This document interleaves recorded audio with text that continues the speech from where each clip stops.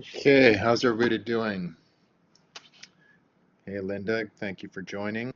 We're having a late start tonight. This is kind of a pinch one that I came up with because I thought it was really relevant. Perfect timing, you got it.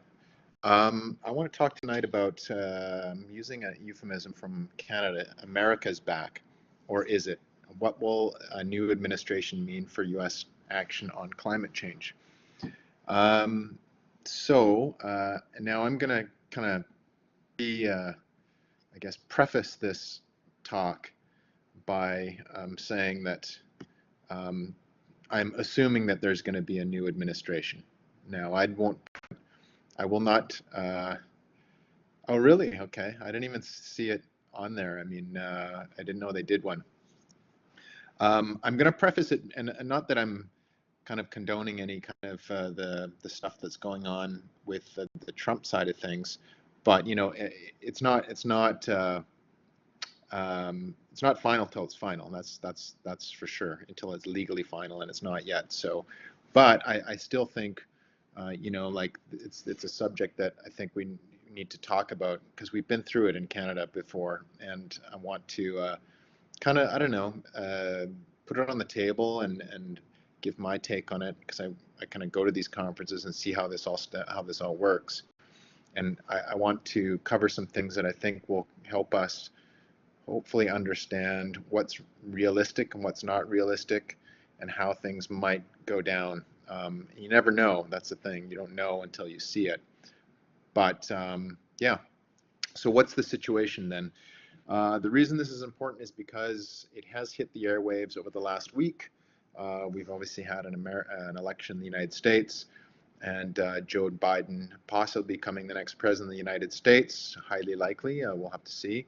Um, there are some key policy items that we need to consider, and especially considering what we do for a living or what we work on. One of the big ones is climate change. Other ones being COVID, healthcare, education, economic recovery.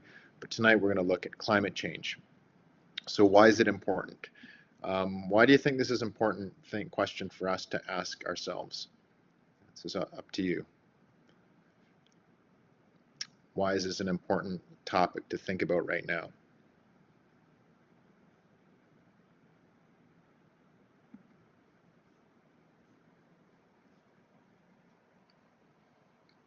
Particularly in Canada, because it's finally being addressed from the U.S. administration. Biden's policies. Hopefully, yes. Will direct the course of climate change for years to come. Yes. Both correct. Anything else?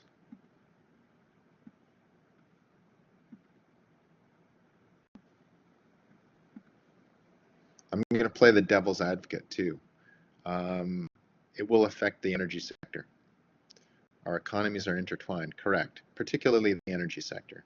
So whatever climate policies that a Biden administration will come up with is going to impact, yes, it's going to impact the whole climate arena and environmental policies and regulations and so forth, but it's going to have very significant economic implications, potentially in charge of energy. Okay, he's an oil guy.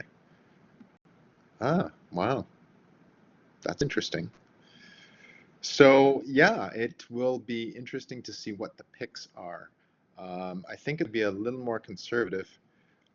Yes, we'll get into that. We'll get into that. So why is this important? It has implications for our work, in terms of the day-to-day type of things and the opportunities that are going to emerge for folks that are stepping out into the workforce. It has implications for the planet, purely based on what the situation is, for the economy, for the energy sector. Um, and it also it calls for us to assess political leadership, right? And this is stuff that we have to do to look at what's real, what's fictional.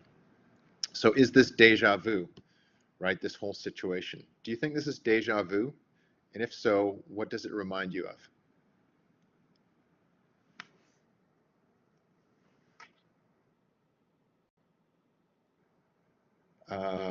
Correct. I'm trying to allude to the Trudeau situation, in which in 2015, I guess it was, not Gore. I'm referring more to, because it's just a little more modern. So what I'm trying to get at here is a switch between like a really non-progressive governing body, particularly related to climate change. Yes, that's what I'm getting at here.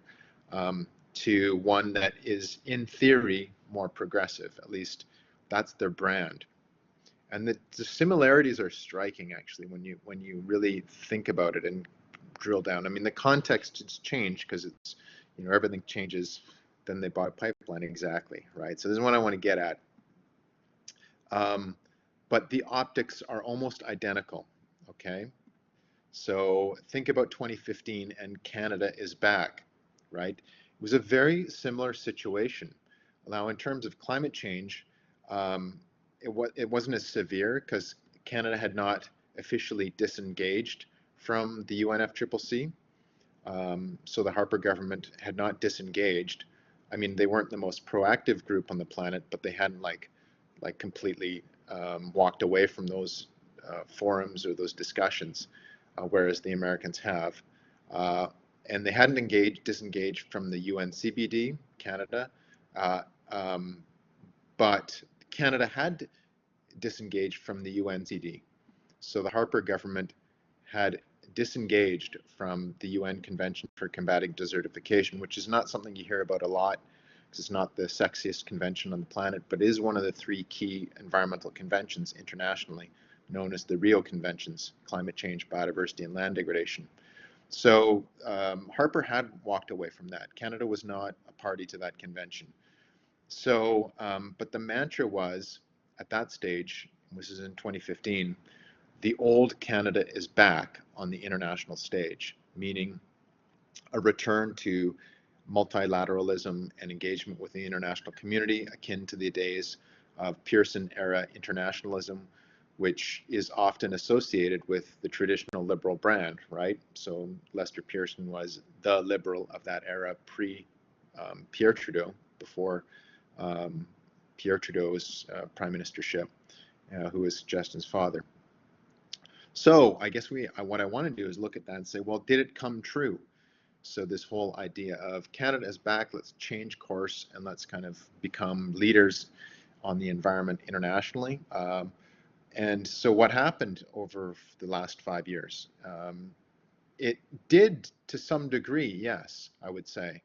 But I would also say that we have to be, certainly if we look in retrospect, we have to be a bit realistic about our expectations given the context. So Nick Elisa's point here is, okay, well, Canada's back and we've got very aggressive climate action and all this kind of stuff, but our economies are similar in some respects, certainly from an energy standpoint. Did we shift to 100% renewable energy in the last 5 years? No, we did not. Are we going to going forward? No, we're not. Right? In fact, we bought a pipeline and we've approved major hydrocarbon projects in the last 5 years. So, I mean, we have to be a little bit realistic about stuff and don't fall for the kind of the rhetoric.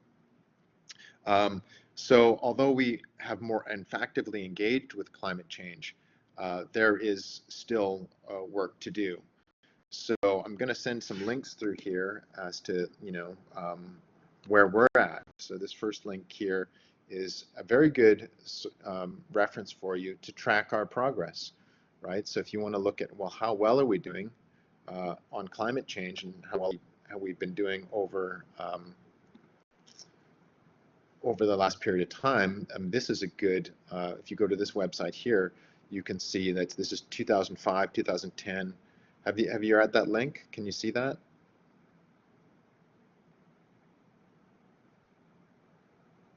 Is everybody able to see that? Yeah, so go check that out. I mean, this is going to be good stuff to look at. You could see, the goal by 2030 is to be at 2030 is 30% below 2005 levels, right? So that's a pretty aggressive target. So that is the target there. If you look at that graph halfway down, that's 511 megatons of CO2 equivalent emissions. So, and then the last data point they had here was, I think we're at 700 and something or other. It's around there. So there's a lot of work to do still, right? So that's the reality. And this is, fortunately, this is the historic as well as projected greenhouse gas emissions, including the 2015 reference case, and then also including land use and land cover change, so offset. So the progress is being made, but it's not like we are knocking the ball right out of the park, okay? So we need indicators.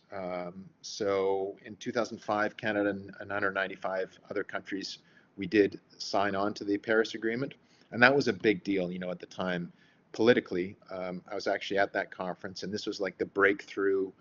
Why I want to talk about this is because it's interesting to look at it in parallel to what's happening in the States and what we can expect to happen. At that time, it was a big deal because do you think this will be more progressive now with Biden on board? We'll get to that. I'm going to give you my opinion as we go forward. At that time, Canada came out with this like hugely big PR campaign in Paris, and we had a big event. I went to this event at the ambassador's residence in Paris, which was a big shindig with all the all of the who's who of Canadian politics and climate stuff. Everybody was there. And it was a big deal and a big show about like we're back and stuff like this. But if you look at what's happened over the past 5 years, it's not like we have done phenomenal things. We've done some good things for sure, and we're on a good track. And our monitoring and the data side of things is a lot better, and there's been a lot of investments internationally. But I don't, we're not like heroes in any stretch of the imagination. But the idea there at 2015 was to aim to limit global average temperature rise to well below 2 degrees Celsius and pursue efforts to limit the increase to 1.5 degrees Celsius. So we committed Canada to a target to reduce greenhouse gas emissions by 30% below 2005 levels by 2030, as I've just said. And Canada committed to implementing the Pan-Canadian Framework on Clean Growth and Climate Change and strengthening existing and introducing new greenhouse gas emissions to exceed Canada's 2030 emissions reduction goal and begin work so that Canada can achieve a net zero emissions by 2050. So that was the big ambition out of the gate. Now, I hope we can just meet the 2030 target, to be honest with you. And we'll have to see how we go based on where we're at with things. So the bottom line, though, and what I've sent you through is policies and announcements are great, and I've been to several of these conferences internationally where you hear all these big announcements.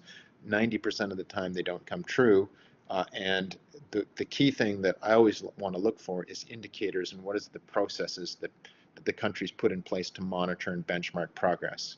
That's really important, because even committing to the agreements, although they're quote unquote legally binding, they're difficult to enforce, right? Like you don't get sued if you don't meet your greenhouse gas targets and stuff like that. It's mostly a political embarrassment. So how does it work though in terms of accountability though, like just a bit of a nuts and bolts on things? So these agreements like the Paris Agreement and formerly the Kyoto Accord or Kyoto Protocol they're through the UNFCCC, the United Nations Framework Convention on Climate Change. That is where all of this stuff takes place. So when you agree to be a party to those conventions and sign on to an agreement, you then are then committing to report and be somewhat transparent about how you're doing as a country, as a party to that convention. And one of those things is to submit what's called national communications. And I think I've talked about this before, but I'll go over it again.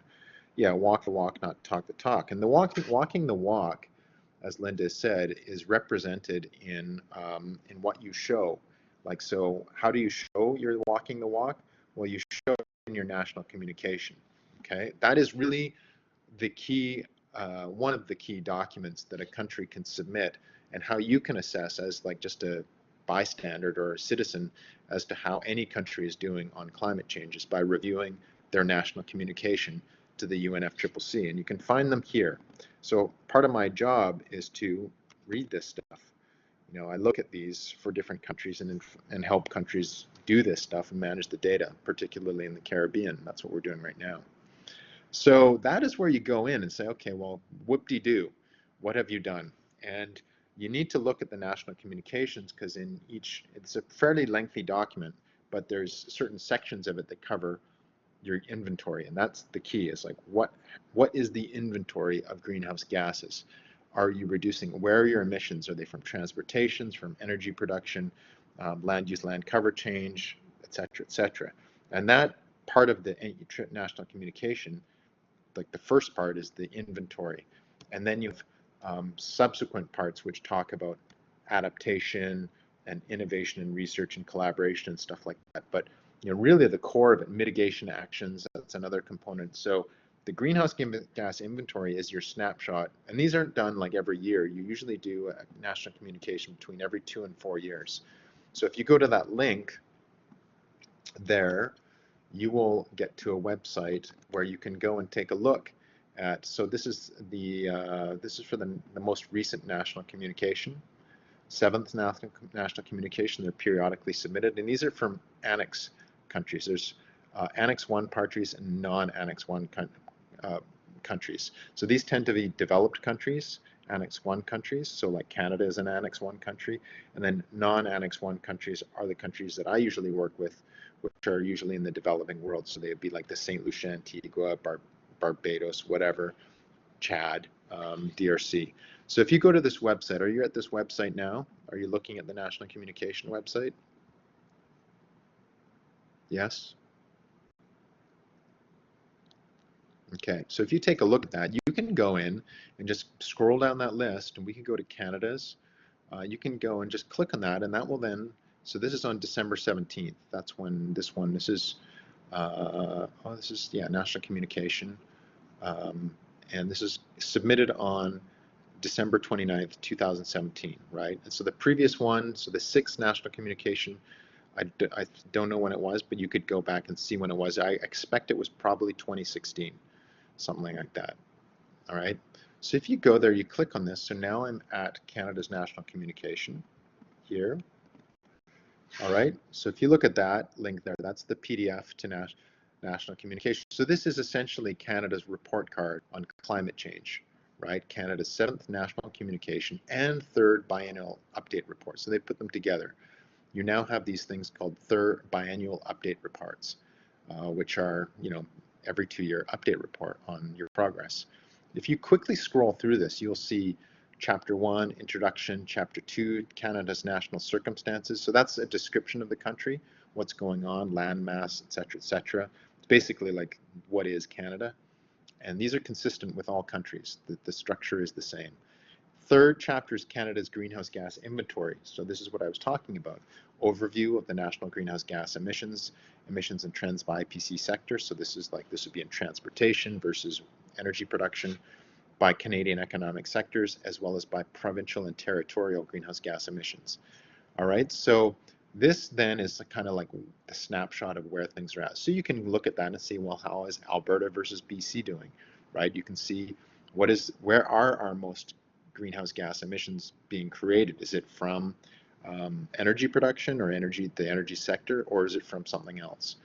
Very important information to get. Then you have policies and measures, right? So this is the measures to reduce greenhouse gas emissions. Chapter 5 is projections and the total effects of the policies.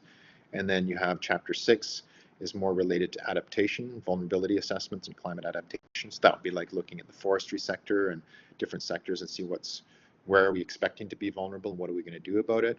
And then we have financial technology and capacity building support. So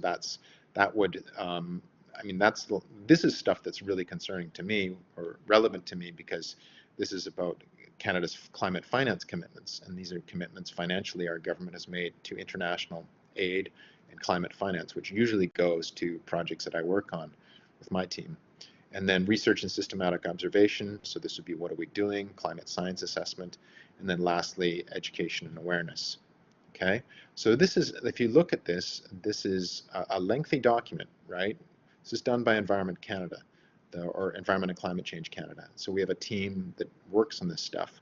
So this is truth. So this is going to tell you exactly, if you scroll down here and you go to page 10, so this is in the introduction, this is scenarios of Canada's emissions to 2020 and 2030. So our goal is for 2030 to get to 30% below 2005 levels, right? So they show you there what the goal is and then exactly how we're projected to get there. And then if you can, I'll let you go through this and look at Canada's national circumstances and so forth. And this is going to give you a list of all the industries and where the emissions are and so forth. And changes 2015 to 2016. So there's year-on-year change they've included here. Hopefully it's, you know, they've got, if you quickly look at that, you can see that there's a reduction in greenhouse gas emissions in many of these sectors, construction as well as mining.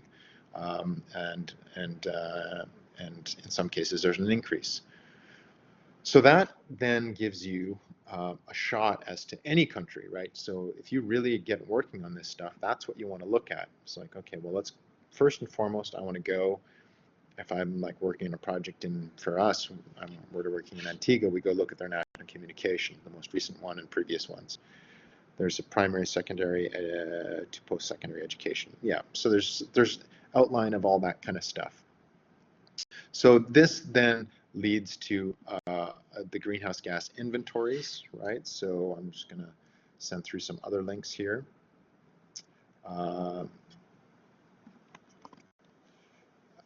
The processes and meetings for doing, so this link here is outlining, just a sec. And again, all of this stuff is going to be included in the notes. Sorry, I'm just going to.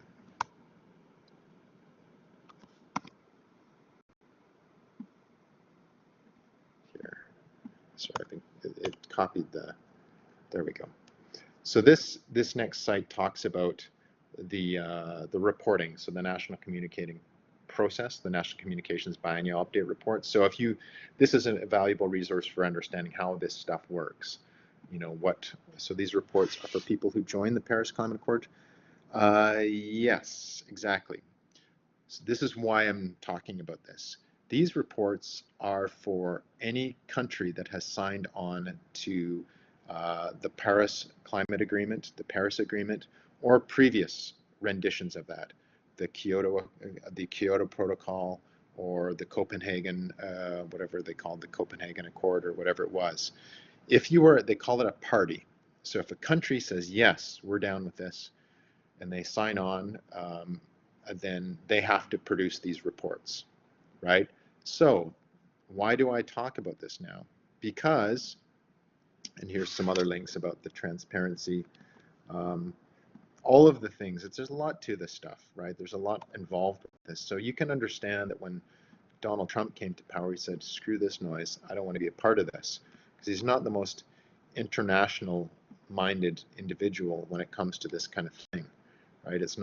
Wasn't really part of his shtick. But those are all the things that are required, or yeah, well, he wasn't totally up to speed in this area. Not to say he's not up to speed in other areas. He's very well up to speed in other areas. I've actually read some of his books. So, but if you want to play in this world, you got to do this stuff. Okay, that's the deal. So, America. What are we to think about the U.S.? So what's the deal, as Joe Biden would say?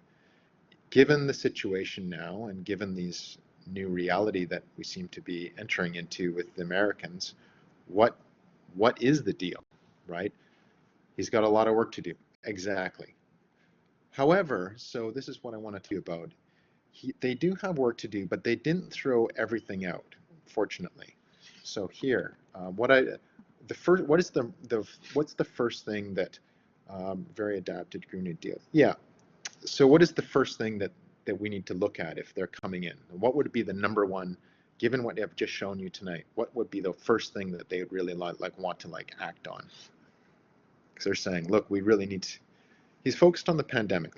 For sure, he's got to act on the pandemic. For sure, that's number one. But he's also they're coming in strong, and you think about the politics of this. They're coming in and they want to clarify their position. They want to be the counterweight to what was exactly. They're going to rejoin the Paris Accord.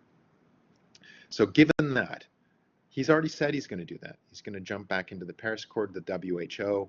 He's going to look at the energy sector. He's going to try and reunite the country. He's going to try and, all kinds of stuff, right? But let's focus on the climate stuff. So he's rejoining the Paris Accord. I guarantee they're going to do that, and they're going to make a big deal about it, right? Why are they going to make a big deal about it?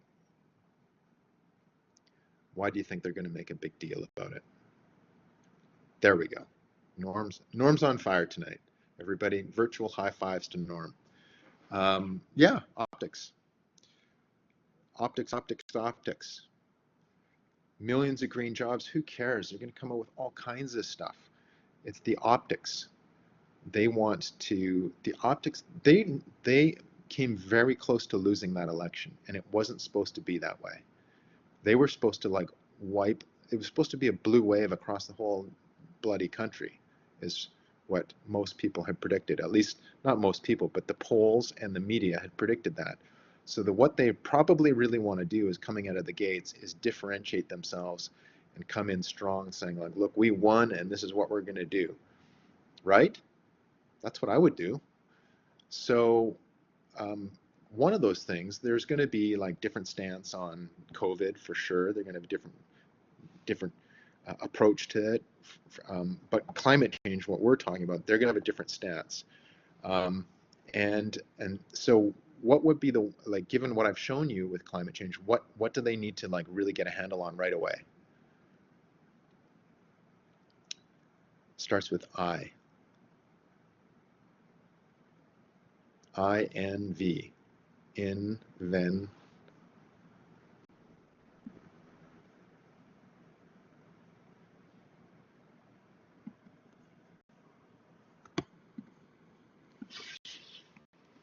This. Inventory. Rebuild international relations, sure, yeah, they're going to refortify the relationships with NATO, but climate change, right?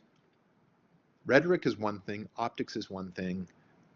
If there's one thing I hope you get out of this tonight is it's truth is in the data. Truth is in the indicators.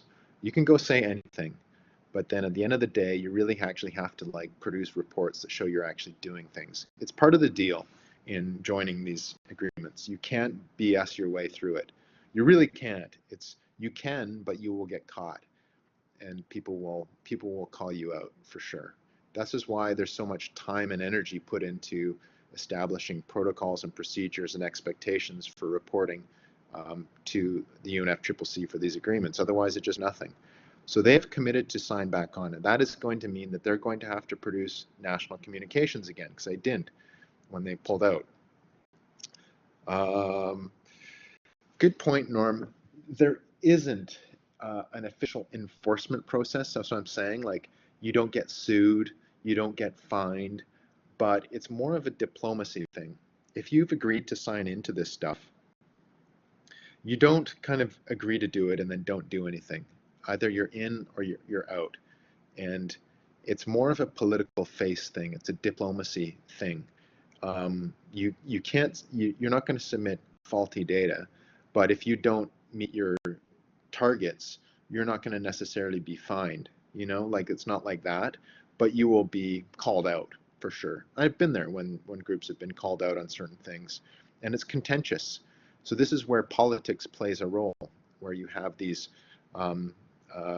aggressive diplomacy even at meetings where people critique other countries' progress or lack of it. So it's more of a saving face thing, and a nation building. But part of that is actually doing the work.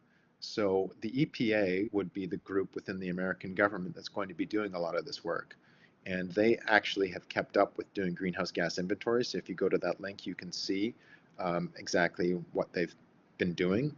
So in 2018, the last published greenhouse gas inventory, similar to Canada, they had 6.6 million metric tons of CO2 equivalents. And then when they reduced sequestration from the land sector, so like forests and agriculture and so forth, it came out to 5,900 million metric tons. It was 6,677 million metric tons of CO2 equivalents. So if you go to that link, you'll see the overview of greenhouse gases for 2018. And you can see there, are you at that link for the US?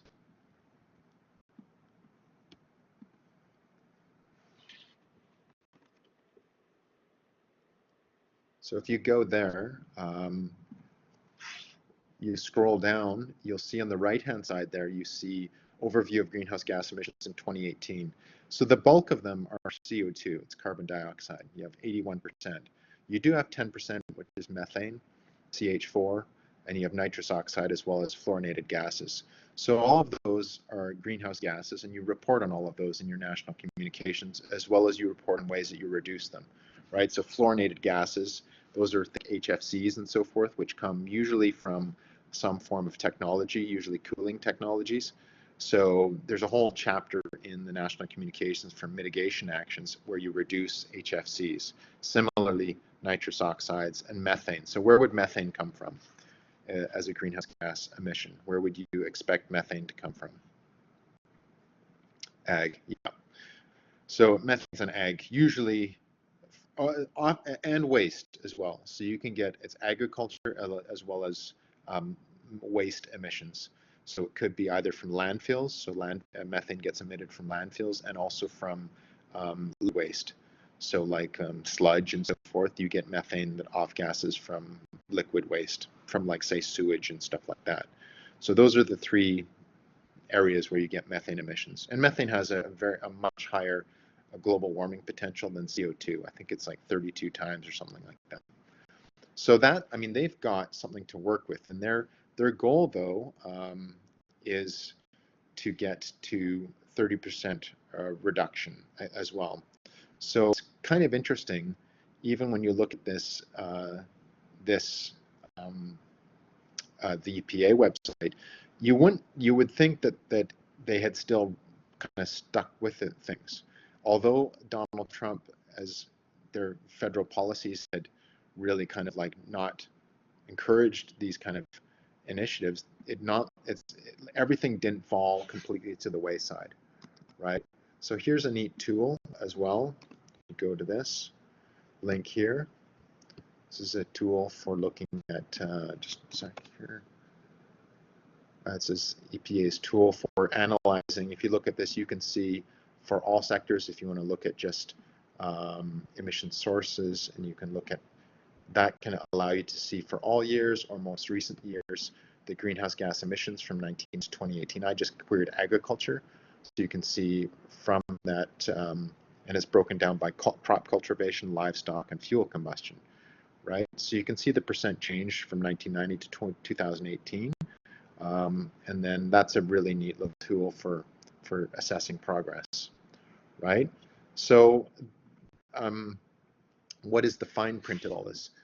What we have to do is we have to look at what contributes to what. So now, given the context, we have to really think about, okay, well, we've got a new administration that's going to come in and strive to take action here. So we have to then critically look at what their policies are going to be, like what should they be, in order to really make some action here. So if we look at the fine print, here's one example of that. We have to look at what contributes to what. Flipping the Senate would help, but it's not going to happen. That's the problem. That is going to, I'm going to get into that. This is where we're going to see the reality. There's theory and then there's reality. And I don't think, you know, from what I understand, that the Republicans still control the Senate, correct? As things currently stand. Am I right or am I wrong? Yeah, I think they're still, and I don't think that's going to change. This is an article. Okay. Yes. Good. You guys are up to speed. I'm so happy you guys are like engaged with this stuff. By 2 seats, look at you guys go. It's hard to say. You know, we don't know what's going to happen with the Senate, and the Democrats still control the House, correct? And we'll see what happens with the House, right? Because I expect they're going to get a new I think it's by how many seats do they control the House currently? Is it 8 seats, I think, or something like that? I forget what it is. Because they lost some seats. The Democrats lost some seats in the House. I'd expect they're going to get a new speaker. It's 48. Is it 48? 48 right now in the House?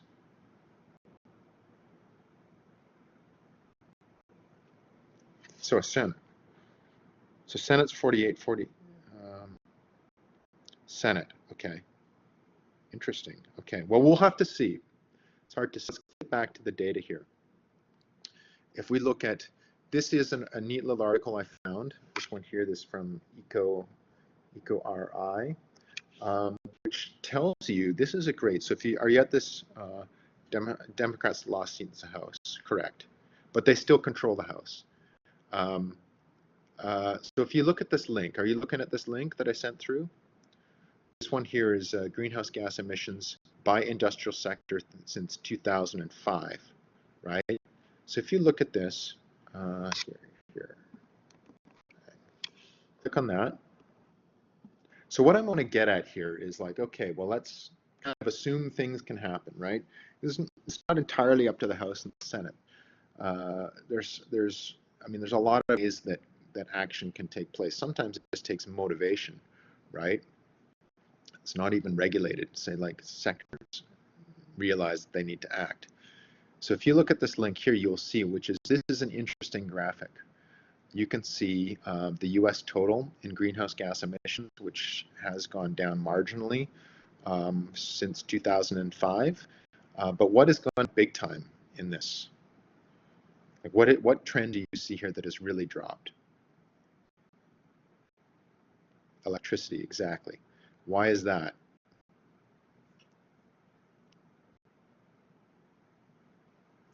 Why has electricity dropped so much? Greenhouse gas emissions from electricity production. One reason.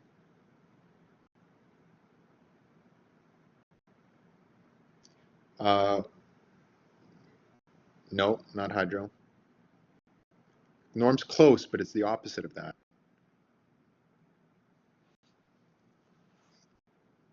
Nope. Come on. It's the miracle energy sector for the last 5 years. Yes, closing coal plants, but what has provided the electricity in response to that?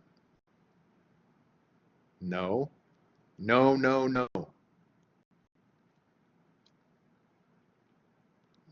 Close. There we go. Alexander for the win. Natural gas. Natural gas. Natural gas is the winner. Natural gas has allowed us to make a fairly significant shift in greenhouse gas emissions while maintaining some degree of energy security. I mean, that's really been the revolution of North American energy, natural gas. It's the transition. You know, some people call it the transition energy source. You can call it what you want. But that's the reality, and you can see it in the data here. So this data here, this electricity trend here is due to natural gas. It's because we have been able to, and America has been able to get electricity from natural gas as opposed to, say, coal or other sources that are a little more carbon intensive. The other ones have been relatively flat, right? Industry, yeah, I don't know, a bit of fluctuation. Buildings, bit of change. Agriculture has gone up a bit, actually. Transportation, you know, pretty consistent. Is Canada on the same trend? Kind of similar trend. I have to look at the data, but we have benefited from natural gas. Yes. So, and you can see here, if you scroll down a bit more, okay, scroll down a bit, looking at the next graphic down. You're looking at the next graphic down, which is showing you renewables, oil, nuclear, gas, and coal. So this is showing the energy, U.S. power generation in billions of kilowatt hours by energy source. You see that one? That's in America. It's in the United States. You're looking at that? Same link, just scroll down a bit. Okay, so what do you see?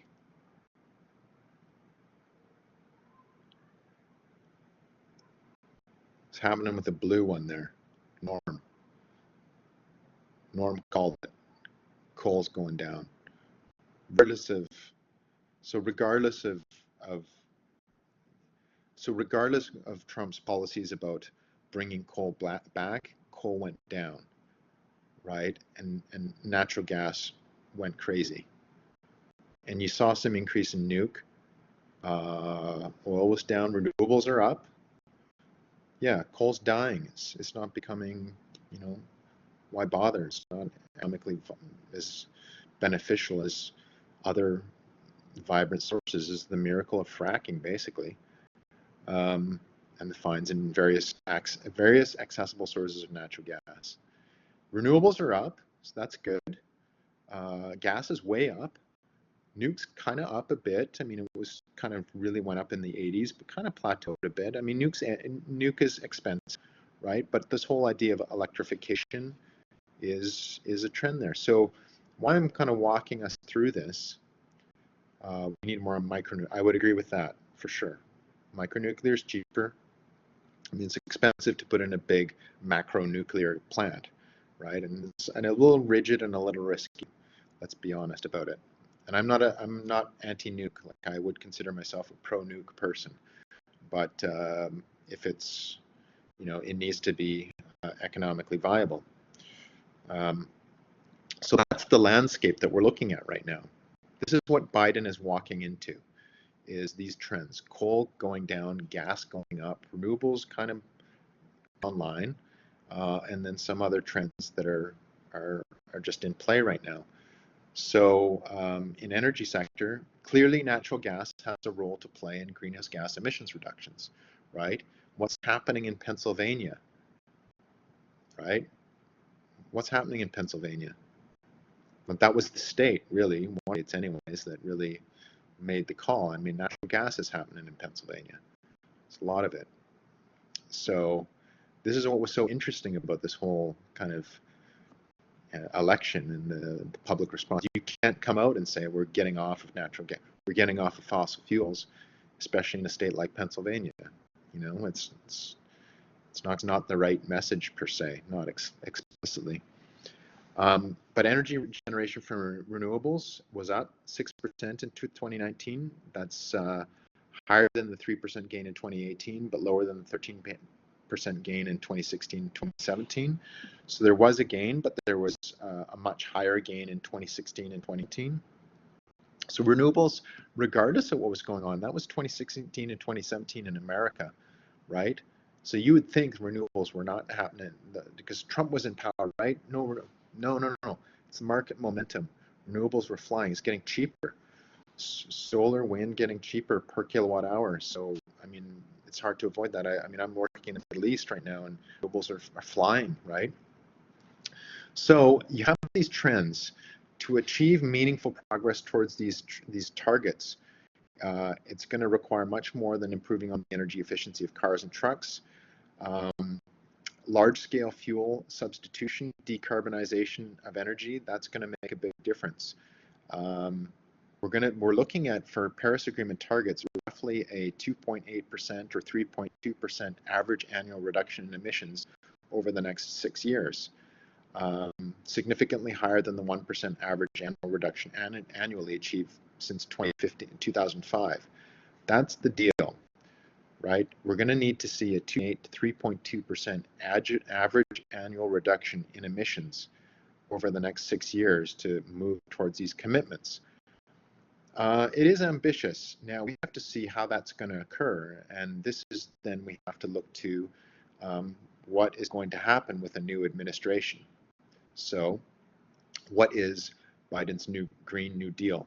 So this is going to get into what is this? Like, what did they propose? And this is, he came in with this Green New Deal. Now, I don't think this is going to fly, personally.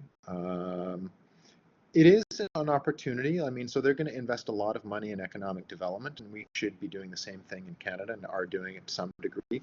So then obviously we need to train people in these new forms of economic development. I'll say that you know, decarbonized energy is one area that they're going to have to invest in, right? It doesn't mean shutting down natural gas, but it sure means doing it in such a way that we can reduce greenhouse gas emissions and the greenhouse gas emissions intensity. Sure, coal miners, LNG, solar, IoT, carbon capture and storage, transition, CCS, What about that? Carbon capture and storage. You know, that's got to be, it's got to be part of it, right? Carbon capture and storage has got to be a big part of this because we're not going to knock off natural gas and um, and it's not going to be completely renewables, at least in the next 5 years. That's for sure. So this is Biden's plan. If you go to this, you'll see as part of this, the United States, there's two main beliefs. The United States urgently embrace greater ambition on an epic scale to meet the scope of this challenge. So that means big initiatives. And the second belief is the environment and the economy are completely and totally connected. I agree with both of those. They need epic shifts, and yes, the economy and the environment are connected. So their mission statement, quote unquote, is we can lead America to become the world's clean energy superpower. We can export our clean energy technology across the globe, create high quality middle jobs here at home. Getting to a 100% clean energy economy is not an obligation, it's an opportunity. We should fully adopt a clean energy future, not just for all of us today, but for our children and our grandchildren, so their tomorrow is healthier, safer, and more just. Fair enough. As president, Biden will lead the world to address climate emergency and lead through the power of example by ensuring the U.S. achieves a 100% clean energy economy and net zero emissions by no later than 2050.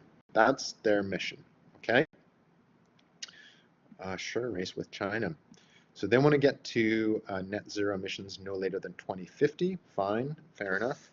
He will lead an effort to get every major country to ramp up the ambition of their domestic climate targets. He will make sure those commitments are transparent and enforceable and stop countries from cheating by using America's economic leverage and power of example. He will fully integrate climate change into our foreign policy, national security strategies, as well as our approach to trade, which is all good.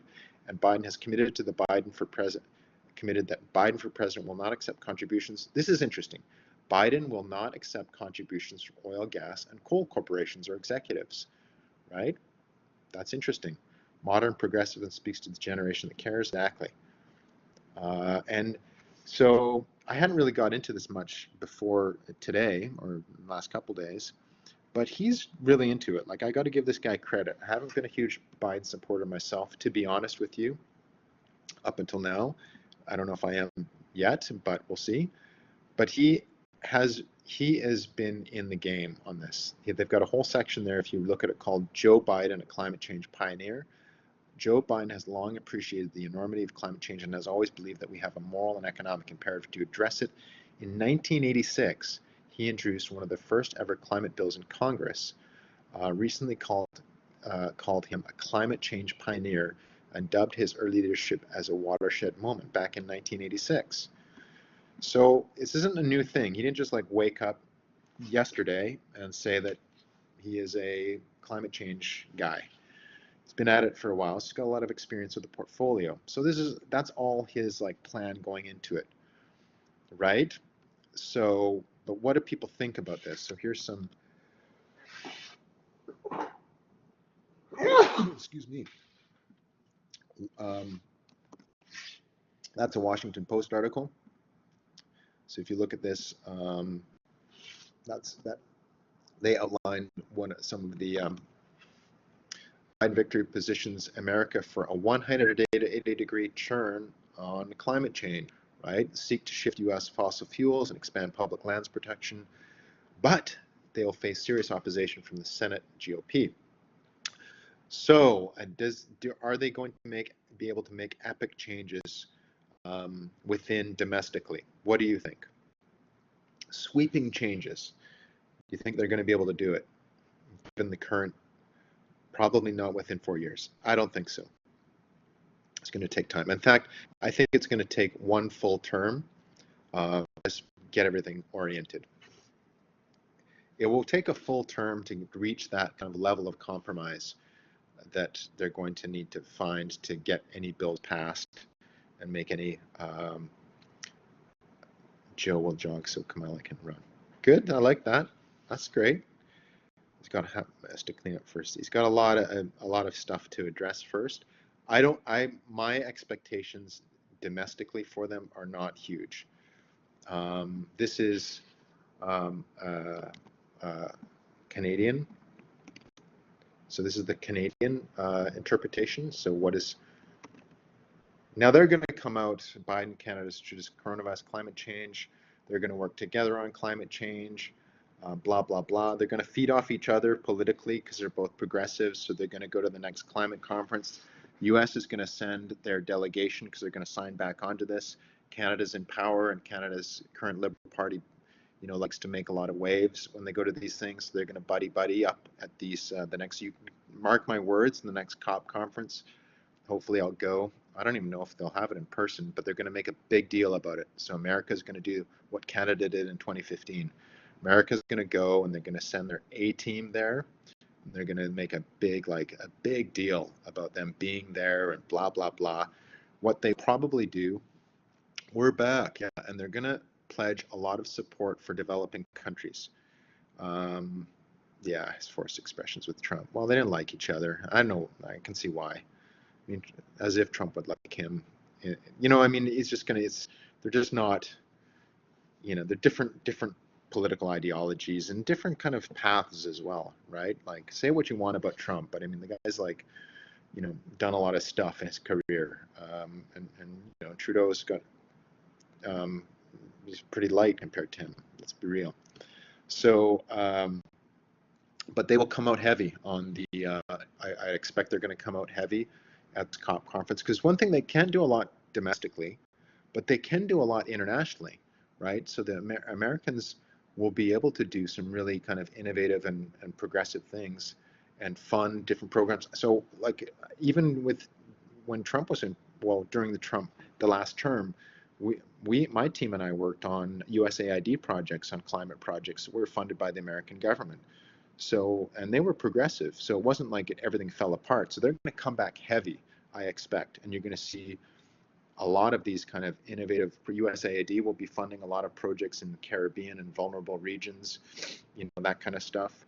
More support, more money. You're going to see more money flowing out of the American government for this stuff, for sure, through USAID, the Millennium Challenge Corporation, through support to the World Bank. You're going to see some big announcements about programs that are supported by America, as well as probably Canada and the multi-donor trust fund type of things.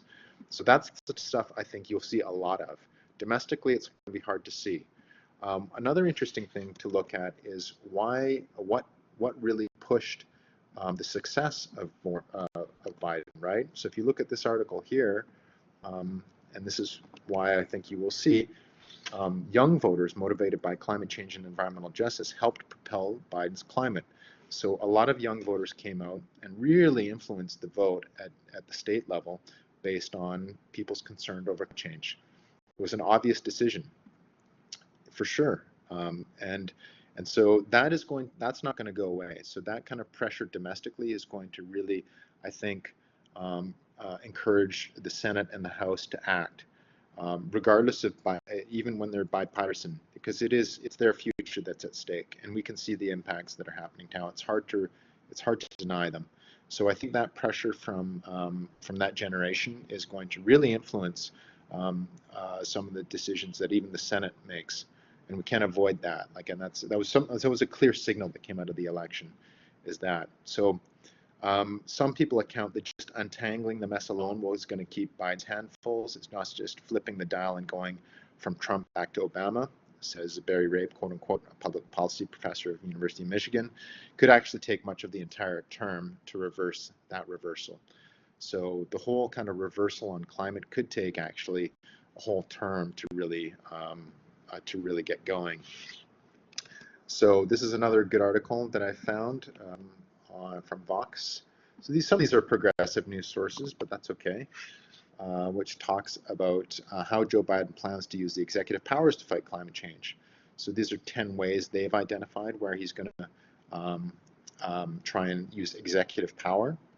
So these are the 10 executive orders they expect he will be able to act on, requiring aggressive methane pollution limits for new oil and gas operations, using the federal government procurement system, which spends $500 billion every year to drive towards 100% clean energy and zero emissions vehicles. So using supply chains, ensure that all U.S. government installations, buildings, and facilities are more efficient, climate ready, harnessing the purchasing power of supply chains, reducing greenhouse gas emissions from transportation.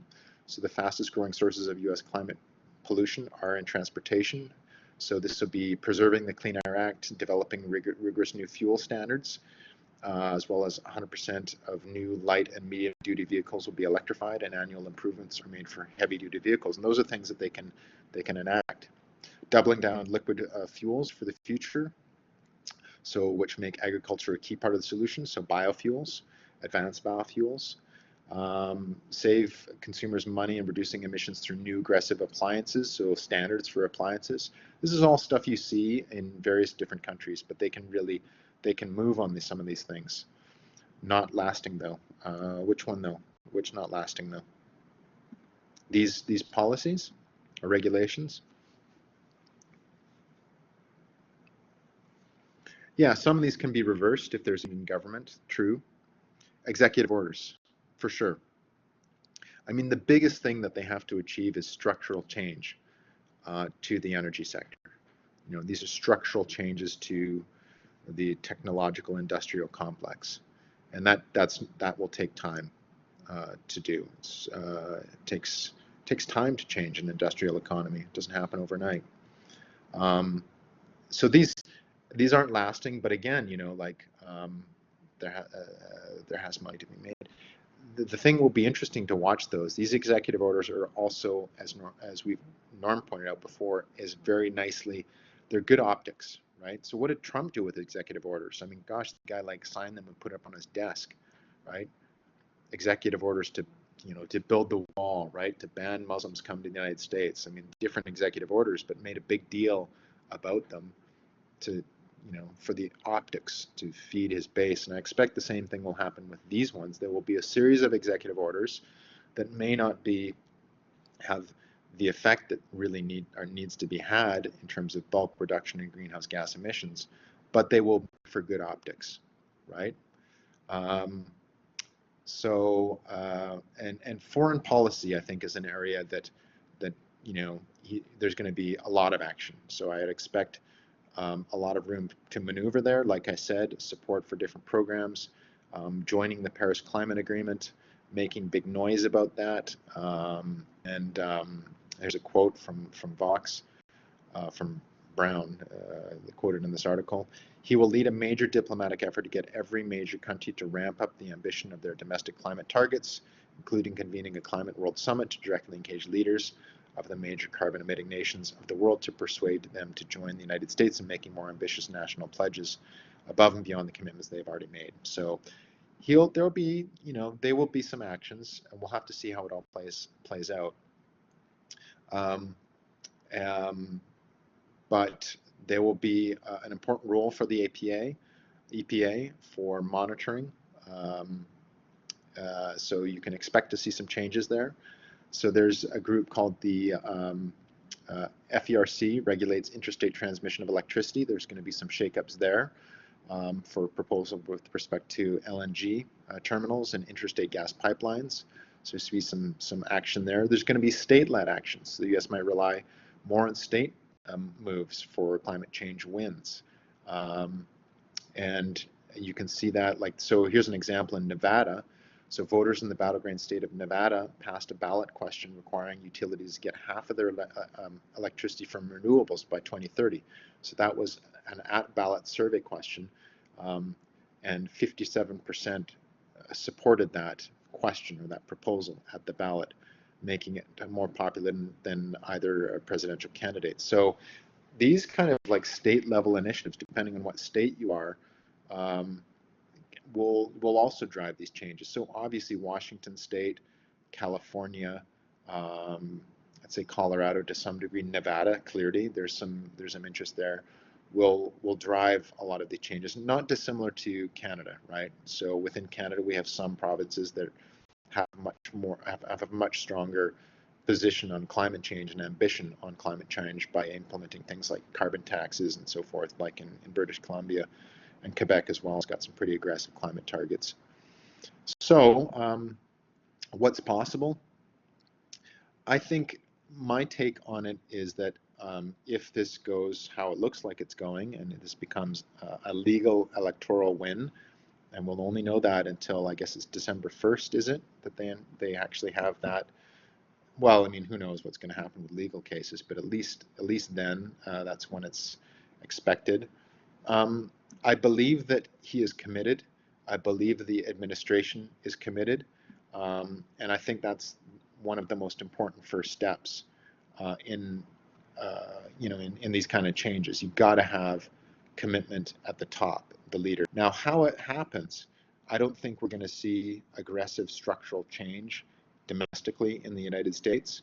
I don't think he will have the power to do that based on the current makeup of the House and the Senate.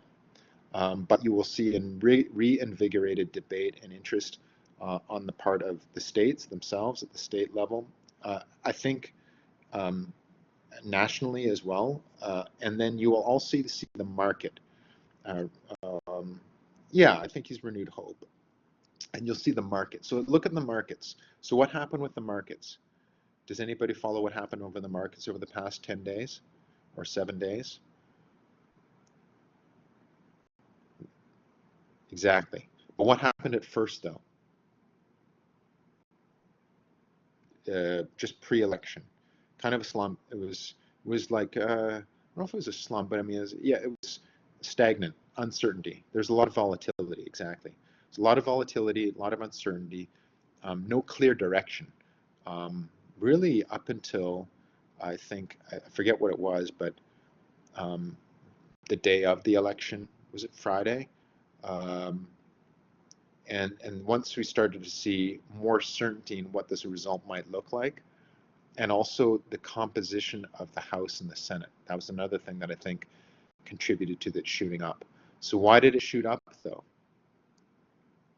Because a lot of the volatility and uncertainty, even when Biden was winning, was still there. So why then, why did it shoot up? Like what was the reason for uncertainty and what was the reason for the uncertainty and the certainty? So you have uncertainty and then certainty. Waiting on the electoral votes, yes, and the composition of the Senate and the House, because part of that is going to then influence. Because coming into this, his push for the Green New Deal freaked a lot of people out. Yeah, energy shot up. And why did energy shoot up? Because they knew that there couldn't be structural changes. That's my hypothesis, and this is what a lot of people are saying right now. If you look at any of the pundits in the energy sector, they say, look, I mean, we were worried about these massive regulatory changes in the energy sector, which is likely won't materialize to the degree to which some people thought they might have if there had been a complete blue wave, right?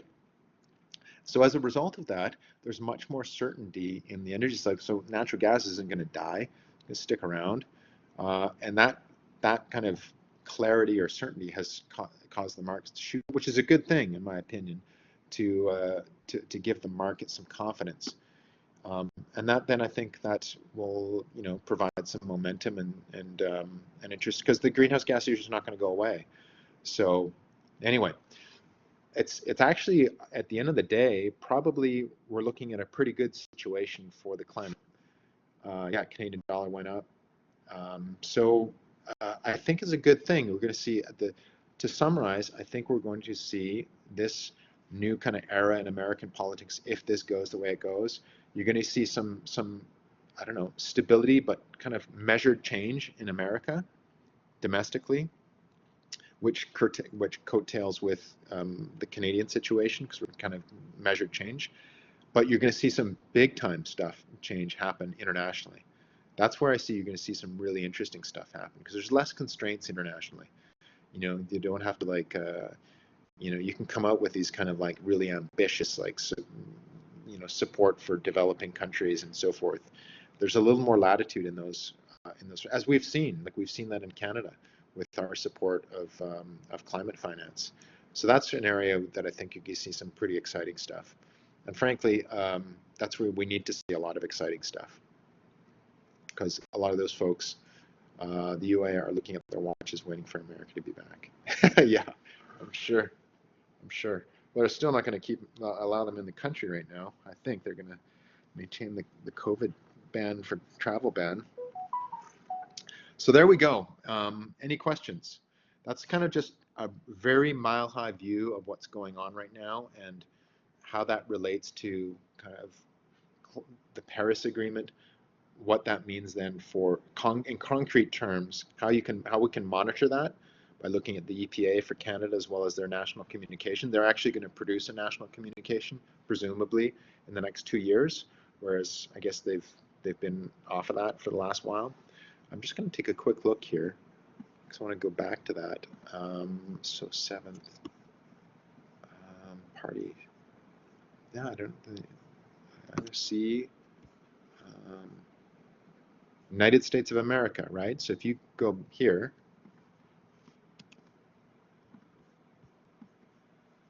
look at this, bang.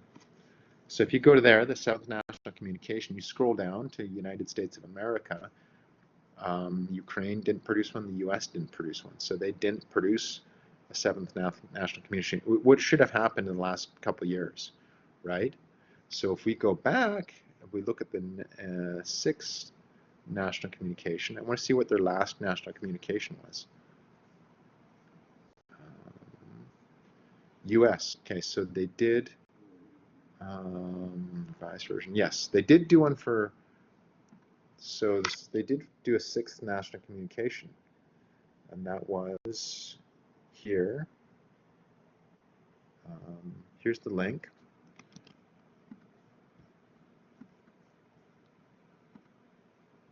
Oh yeah, no, I mean, like, there you go. So that's the link to the net. So Slovenia did. I mean, you're looking all these are Annex 1 countries. So if you think it's good that Slovenia produced one, let me show you some other ones. Okay. So, oh yeah, so this was Climate Action Report 2014, 6 national communications. Yeah, this is pretty old. Here. So they haven't really produced one.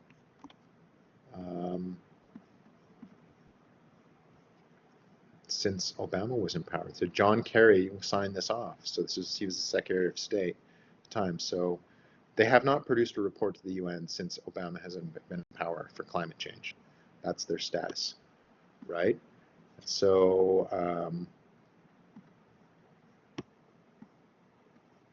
Nicolisa's point about, I just want to show you to conclude, and this is why I laugh at a lot of this stuff, because I work with countries, my team and I work with countries who, trust me, have like just a fraction of the capacity that America has. Not even like, it's not even funny how just a sec, I'm going to try to find it here. Just one sec.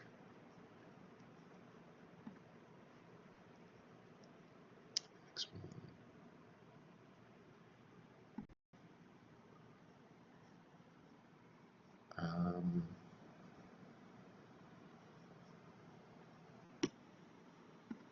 Submissions portal. Whoops. I'm just going to find here.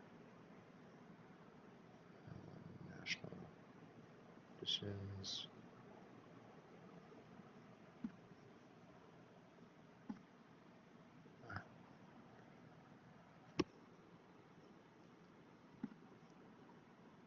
Just one sec.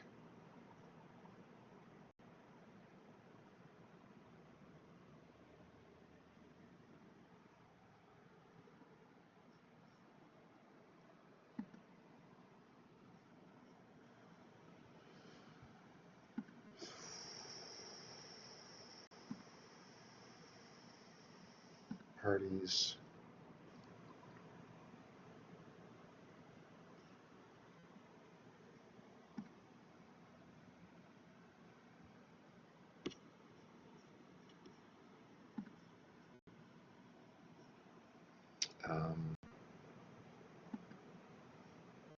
Okay.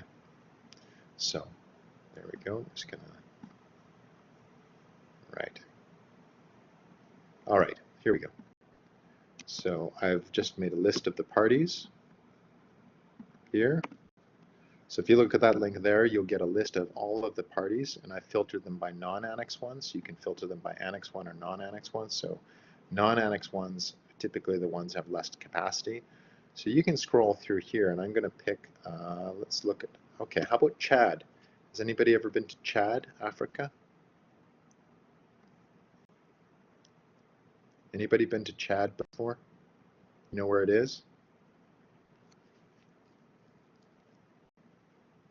Okay. Not on your bucket list? Africa? Um,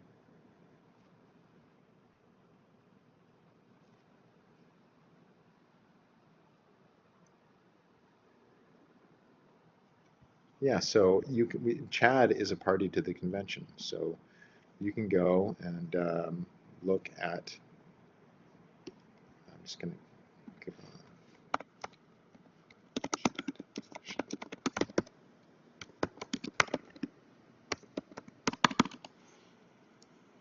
there we go.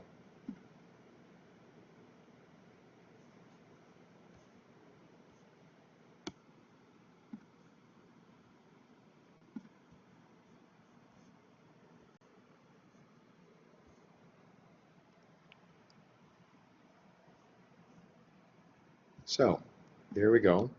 So if you're curious about this stuff, go to that link. That's the non-Annex 1 national communications. Afghanistan has done one in 2019. Their second national communication. Right there, let's go down to Chad and see where Chad's at. Okay, scrolling down. So I've worked with, in Africa, Mali, Ghana, Burkina Faso, and DRC.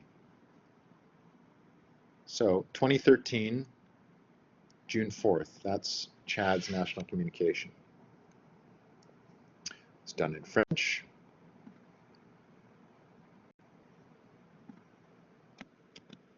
Annex is a classification, basically.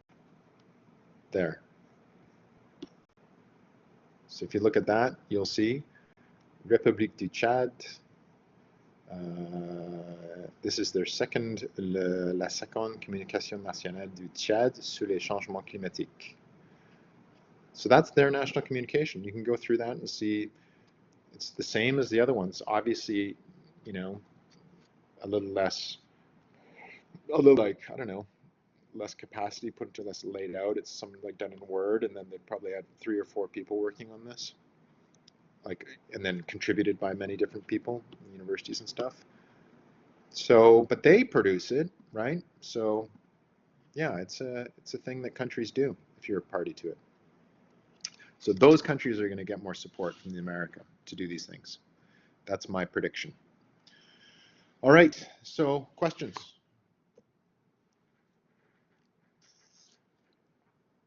It's a long one.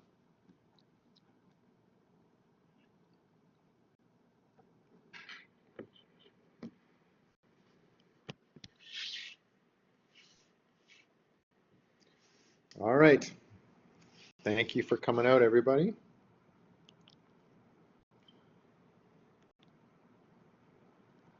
Merci, bonne soirée. Bonne soirée à vous. À la prochaine fois. Tu parles français?